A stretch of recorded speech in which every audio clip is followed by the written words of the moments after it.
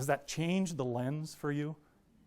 Does that change what you just saw, what you thought you were seeing versus what you now see? See, that lens is just a decision. The lens through which we see how life affects us is just a decision.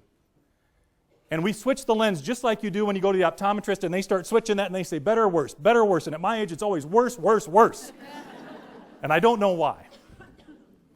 It's just a decision, and I'll explain to you how it's just a decision. So this happened to me in Rapid City.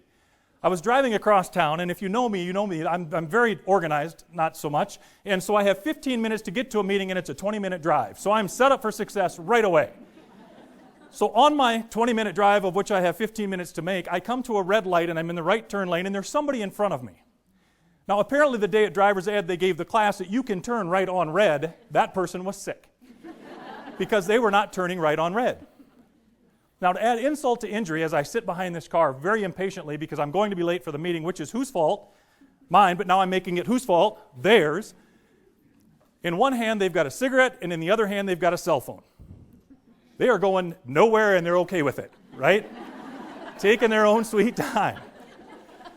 So I am ready to help them out. I'm ready just to remind them nicely with my horn that you can turn right on red. And right before I reached for that and just about pushed it, I thought, you know what, Oster? You're talking about this lens and you're talking about this choice. You better make one right now. So I pulled my hand back and I thought, maybe the person in front of me doesn't really know which way to go because on the phone is a relative telling them about another sick relative that's at the hospital and they don't live in this town, so they don't know what direction to go. And this is the first cigarette they've ever smoked because the stress has just gotten that high. Now that could be the case. Or they could be a moron. I don't know. But here's the thing. The bottom line is I don't know. And if I'm going to make a bad decision, if I'm going to be wrong, I want to be wrong for good.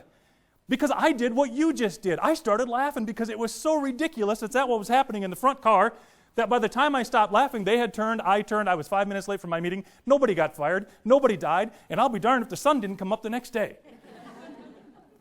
So my perception, the way I chose to see the lens I looked through, was nothing more than a choice.